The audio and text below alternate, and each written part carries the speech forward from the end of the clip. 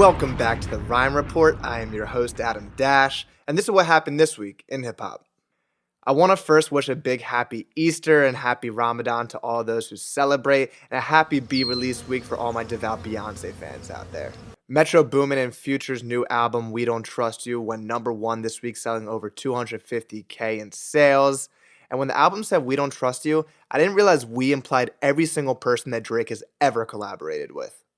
I want to shout out Charles Holmes for his tweet comparing the whole Future Metro Drake beef to the whole concept of A Bug's Life when the ants realized, guys, we got the numbers on the grasshoppers. I think we can go after this guy. So first we get Future and Drake beefing over Girl, which, side note, very weird. And then we get Rick Ross rapping along the Like That in the car, which, who knew Rick Ross and Drake had beef? Next thing you know, we're going to get Jack Harlow wearing a Metro Boomin bandana and bumping Daytona on the live stream. People were expecting Drake to possibly respond to Kendrick's diss on BFB Da Packman's new album that was dropping this week with a Drake feature, but Drake decided to put the trigger fingers down and pick up the Twitter fingers and drop some really cool captions. Kanye West, who always plays the role of Kanye West to a T, decided to get a word into this beef by saying that he watched Drake at the Free Larry Hoover concert, which is correct, and he also said he watched Kendrick on No More Parties in LA, which is also correct again. Argue a wall. And I can't help but feel bad for J. Cole in this situation because he really is the middle child in hip-hop. And as all this beef is going on, Big Sean produced one of the best NPR Tiny Desk I've ever seen. This man performed hit after hit after hit with a live band, so shout out to Sean. And speaking of producing, one of the producers on the new Trippie Red and Machine Gun Kelly album decided to tweet that he was afraid the song might be one of the worst songs he's ever heard, leading Trippie Red to say, "Cool, you're off the album." Which might be one of the best examples of a person blocking their own blessings, since the Patriots told Aaron Hernandez, you get $40 million, just don't do anything that crazy.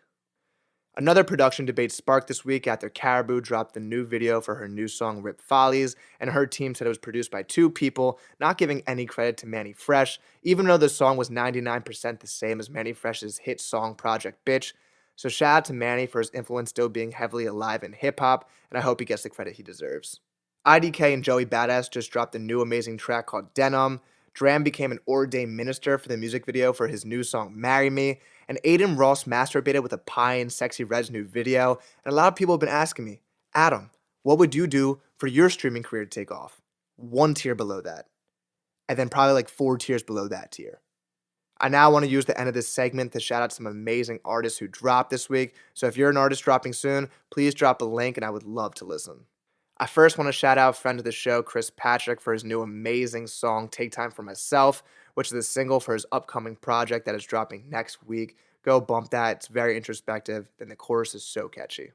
I was recently put on to this new Ryan Douglas Circles EP, and people were saying it had Frank Ocean influence, and I totally get it. This album is amazing, and I cannot stop playing it.